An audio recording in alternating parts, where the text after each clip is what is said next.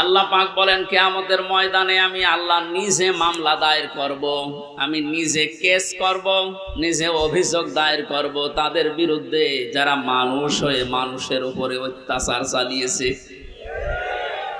ইয়াজলিমুনা নাস, আল্লাহ ইয়াজলিমুনা এটা মোজারে দিয়েছেন, বর্তমান ভবিষ্যৎ, প্রেজেন্ট ফিউচার। নাস দিয়েছেন আল্লাহ, ইয়াজলিমুনাল মুসলিমুনা দেয়নি। মানুষ হয়ে যারা মানুষের জুলুম উপরে জুলুম করে, তাদের অধিকার নষ্ট করছে, করবে, তারা মামলার আসামি হামজা না আল্লাহ?